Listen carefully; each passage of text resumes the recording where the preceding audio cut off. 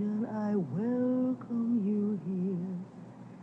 Deep in my dungeon, I dwell. They're a strange lot for a man who may or may not be running for president to surround himself with.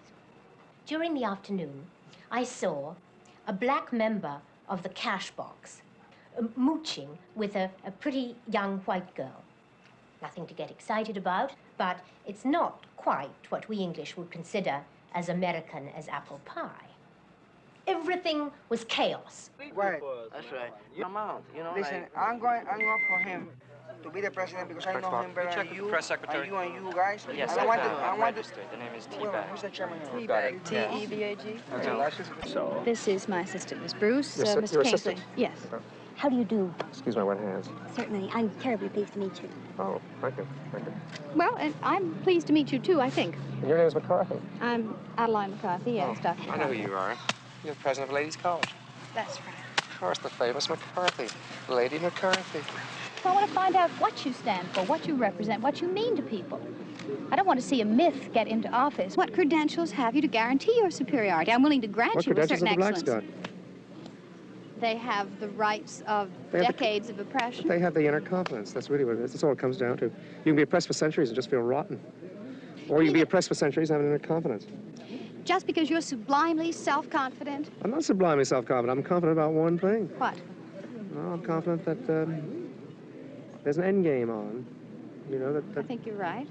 And that all sorts of things are going on, and that nobody alive has any power anymore over historic events. I think I have a certain sense of balance. I think I can inhabit the center of a storm with a little more grace and delicacy than other people and can. And manipulate the multitudinous forces around? I manipulate them, turn them a little, and they turn me. I mean, I'm influenced by what I see as well as trying to influence. And what do you see? Oh, I see an extraordinary apocalyptic time where the best and worst of people are both rising to the top at a great rate. You may be right, you know. Yeah, I might be, you know. And if you're not? I don't know. I mean, I'm a catalyst. I set loose forces. If I'm not right, then I'll set loose terrible forces. And this is a chance we have to decide to take. Well, you'll always, that's why I notice I'm talking to liberals. You'll never take that chance. You'll always vote for the more sober choice. If you are a man... I mean, you would vote for J.K. Galbraith before you'd ever vote for me. He's a reasonable man. I know, he's an ass. He's a tall, skinny ass.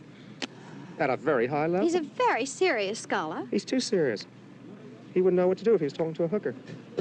I don't know what that means. Well, I don't want that. No, come on, man. Dig it. I would like to feel that you were as serious, that you were not playing with the destiny of a nation just because of your own ego and your own public kind of image.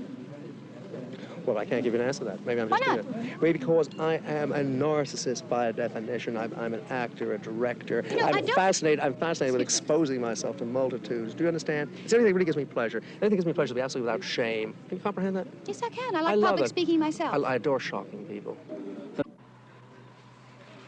just don't know what to do there. 40 of them out there. 50 of them out there. They all want to see you. We've got Paul holding them off. We've hired so much security. This is my delegates are. Well, I hope you'll stay on the grounds. Thank you. I'm Dear Lady McCarthy. very glad to have met you.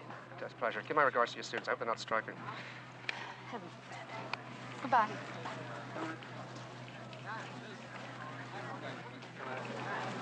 See, that wasn't hot. You see, I speak for a different kind of person. For the young, educated, hopeful, liberal woman, perhaps. And I'm frightened. Okay, last night made me unhappy. It didn't make you, perhaps, unhappy. Well, that's because I know more about cutting than you do. Right, and I'm hopeful. I trusted you terribly up to that point because I thought that we had all been somehow subtly manipulated, exploited, and developed and educated by you in the course of the 5 days, you know, and brought to a kind of bloom. And yet there was this terrible conflict set up because we were afraid of imposing on what you had in mind, what we surmised you might have had in mind, and we were afraid of acting against you and getting squashed. Well, you see, what was going on was this, that we prepared, I knew that a great many delicate and not so delicate plots had been prepared by the other side. But what I also knew was that the situation I'd started was a sufficiently explosive one, so that I didn't want them to be able to pull off all their games as they had planned them. See, this is a movie which involved acting which could have real ends. Now, I didn't figure the real ends were going to take place. I didn't want them to take place. Yeah. But they were in my mind enough so that I was out to sort of like dull, as I say, dull and smash things I saw coming up.